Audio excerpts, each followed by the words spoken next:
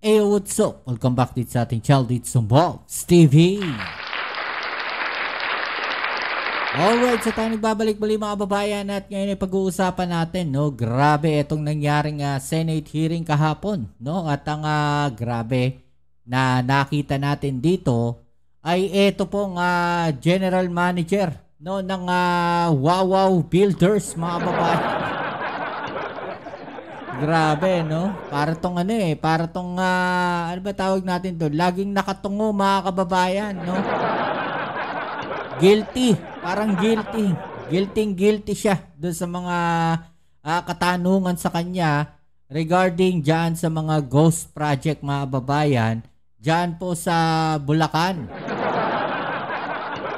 Ganito yung mga klase ng tao na pagka tinanong mo, hindi makatingin sa iyo ng diretso, lagi nakatungo, no? Tila kung makikita natin, parang may kausap sa cellphone na meron nagbibigay ng instruction sa kanya, parang ganon, no?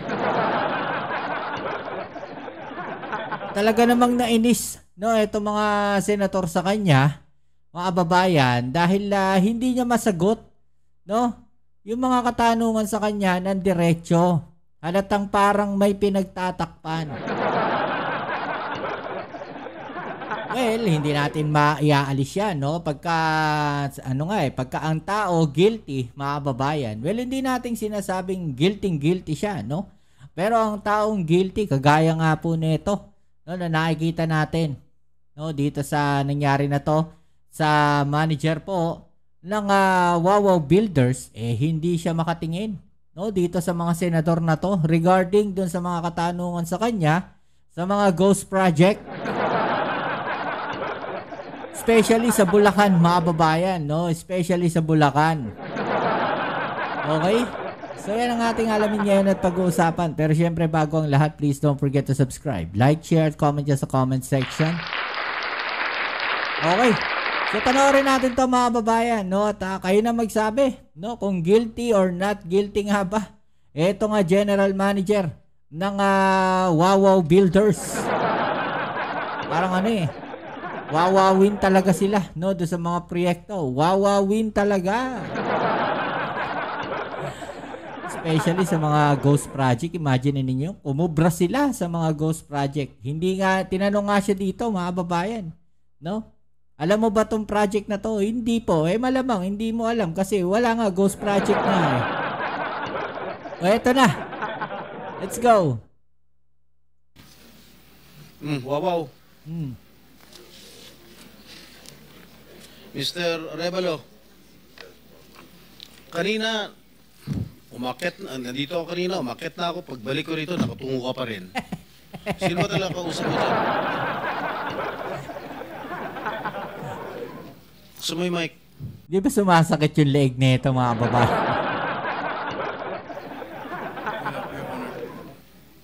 Pero ka ba, abogado? Yes, po, Your Honor. Ikaw may-ari ng Wawaw. Opo, Correct? Your Honor. Ano ba yan? Sole proprietorship, partnership, or corporate? Siya pala yung may-ari ng Wawaw, mga kababayan.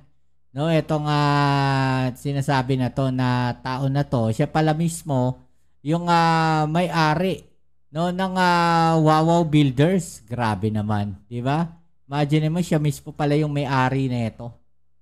Corporation. Sold po, Your Honor. Sole, ikaw lang. Magkano paid up capital? Magkano capital mo dyan? Nung una po is 9 million po, 2017. Wow. 9 million.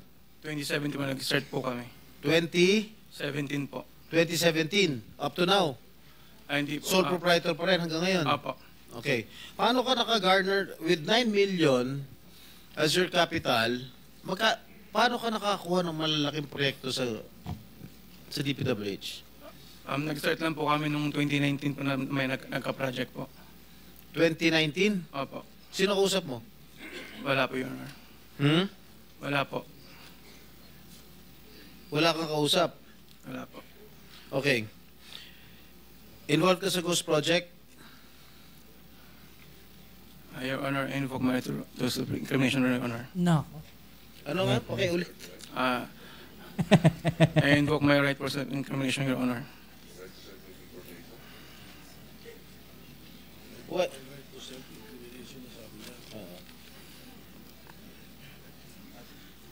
Senator Jinggoy. Malinaw Mr. Chair. Pwede bang... Linawin muna natin yung sinabi kasi ang narinig ko, I invoke my right to self-incrimination. Against Against incrimination, Your Honor. Against eh. Plus, Mr. Chair, dapat tumingin ka rin sa nagtatanong mo. Yan na nga. Mr. Ayaw mo ba tumingin sa amin? Huwag kang kausap mo. Yuko ka na, yuko ka. Lamisa yung kausap mo eh. Senador yung nagtatanong sa'yo. Harapin mo rin. Thank you, thank you. Anong pangalan mo? Arevalo. Mr. Arevalo, meron kang abogado? Yes po, Your Honor. Is he here? He can give you legal advice. Yes po. Nandiyan ba, abogado mo? Nasaan ang abogado mo, Mr. Arevalo?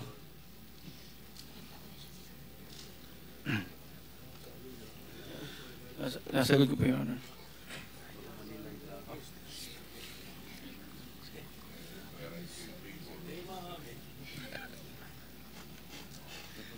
Hindi po.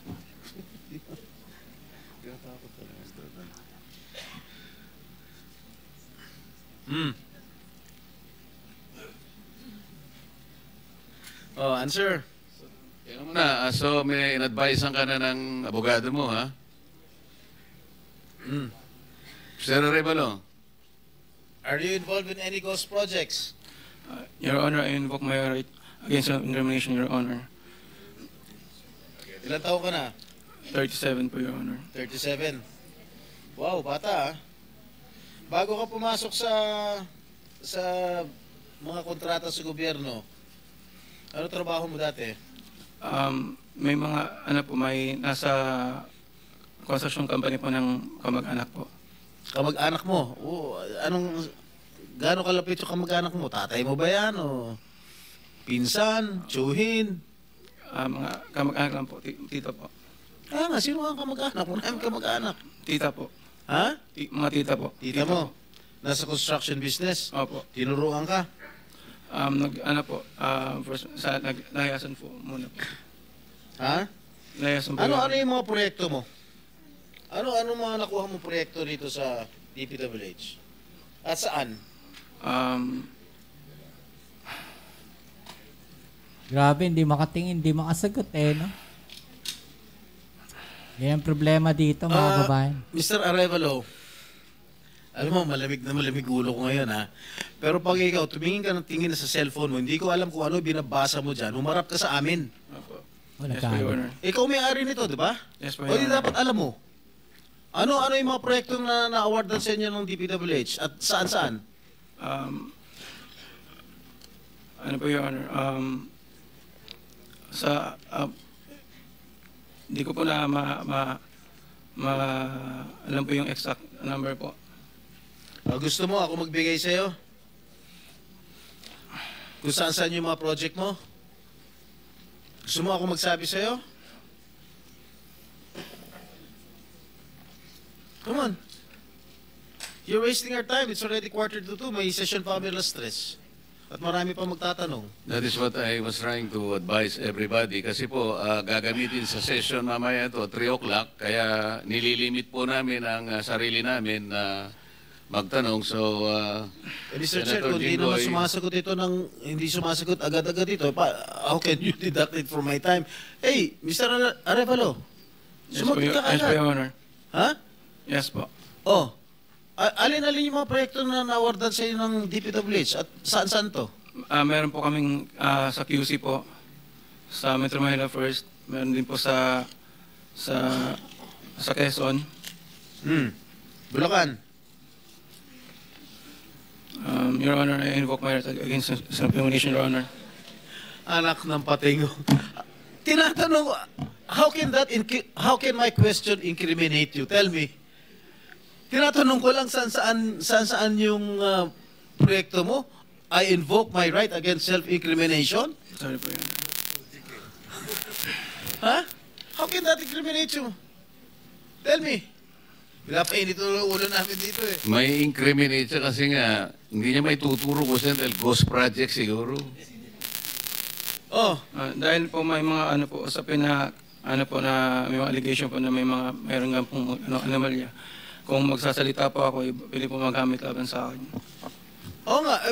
Simple lang naman. Wala naman ako tinatanong sa'yo kung ano. Tinatanong ko lang, saan itong mga proyektong na-awardan sa'yo ng DPWH. Defensive, Ang dami mong binanggit na probinsya.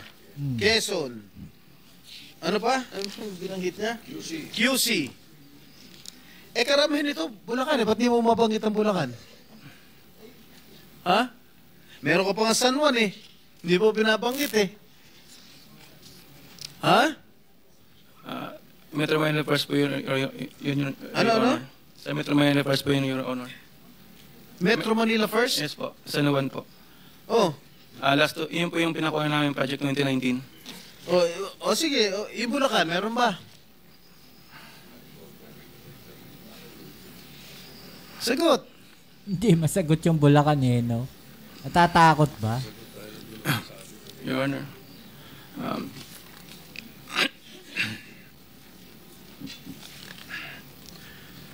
Yari. Uminom ka ng tubig.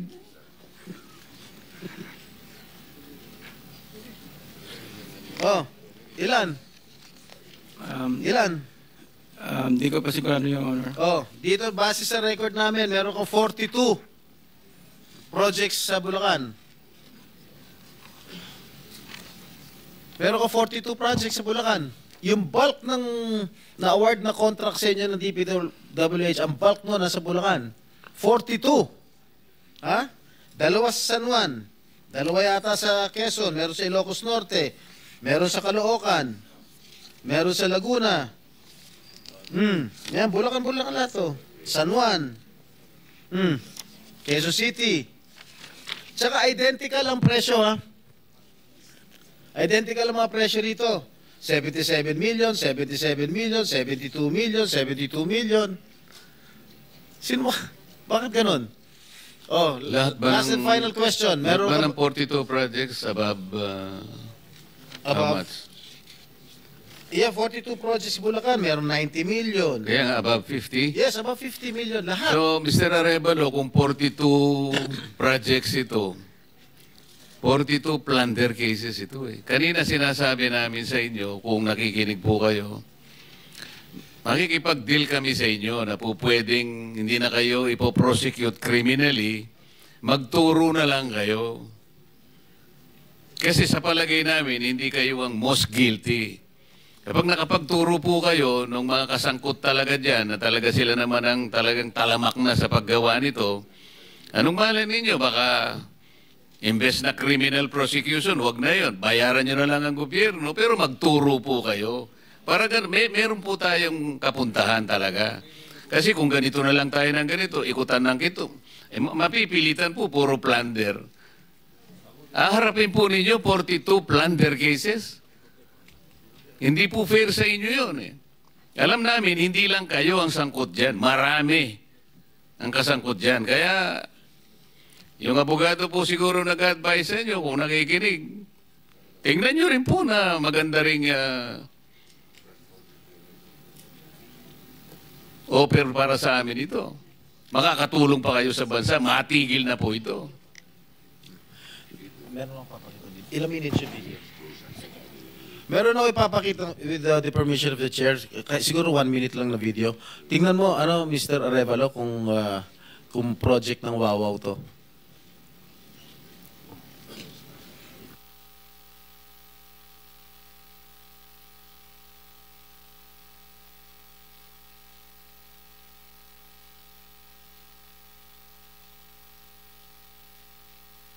Grabe, ano yung tinayo dyan?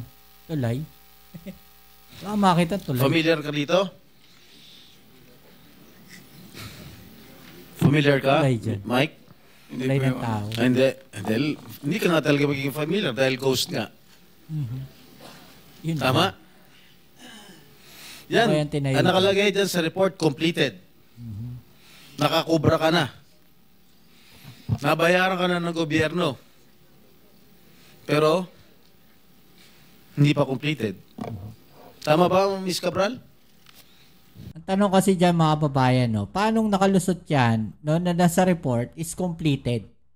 Diba? Tapos sa actual, wala naman palang ginawa. So may mga kasabwat talaga. Diba? Makikita natin No, dito sa report na to, sinasabi completed na daw. Nabayaran na. 'Di ba? Ikaw ba naman, no? May papagawa ka. No, babayaran mo kung hindi completed o wala talagang ginawa. 'Di ba? Kita-kita, oh. Kaya nga sinasabi na ghost project. Kasi may mga project na wala naman talaga. Yung mga project, mga babayan. 'Di ba? Ibig sabihin, pinondohan yung wala naman. Parang inikot lang yung pera. Are you aware of this? Ngayon lang po na nakita yung video, Your Honor. Na hindi kompleto, di ba? Pero bayad sila. Wala po akong nakikita. Sa Hagonoy, Bulacan. So, hindi mo alam, Mr. Arevalo? Ngayon ko lang din po nakita yung video. Ngayon ko lang din po nakita yung video, Your Honor. Oh, talaga hindi mo makikita dahil hindi mo alam. Kasi nga ghost. Di ba? Alam mo, nag-iisip na ako kung isa-site kita yung contempt dito eh. Huwag mo lang ako subukan, please. Okay, babalik ka kita next hearing Miss Sarah? Mr. Chair, with the indulgence of the SP Pro Temp, interjection. Yes, Okay, please. provided it's very brief kasi Yes, very kulang na po brief, tayo Mr. sa Chair. panahon. Apo, very brief lang. Sabi nyo kanina, and salamat po sa SP Pro Temp at Mr. Chair.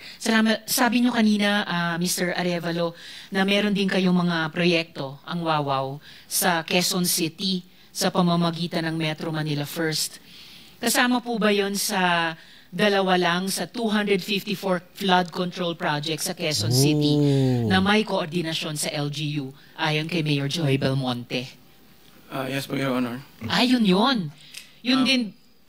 Ano po yun, yung sa isa po, may letter na po dun for termination po. Letter for termination. Yun ba yung sa Barangay Mariblo sa Quezon City? 2 pumping stations na nagkakahalaga na 282 million pesos na magkaharap?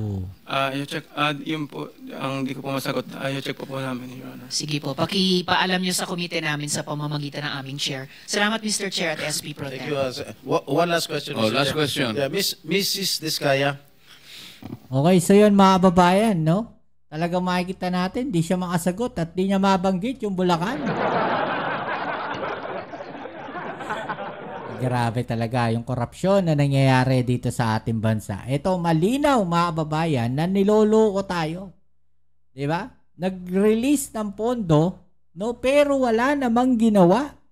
No? Walang tinapos doon sa pondo na milyon-milyon mga babayan, no? Na nakikita natin, no? Na nire-release, no? Galing sa kaban ng bayan, galing sa pinagpaguran natin, no? Galing sa mga tax ng taong bayan. Di ba? Na napupunta lang sa bulsa ng kung sino man. Okay? O ano masasabi niyo dyan? No? I-comment na lang po sa ibaba yung mga opinion at atin yung pag-usapan. Alright? So yan muli, maraming salamat sa lahat ng mga patuloy na nakasuporta dito sa ating channel. Kita-kits tayo sa ating next video upload. Ito muli ang Kuya Mobsit sa Balls TV. Peace. ML.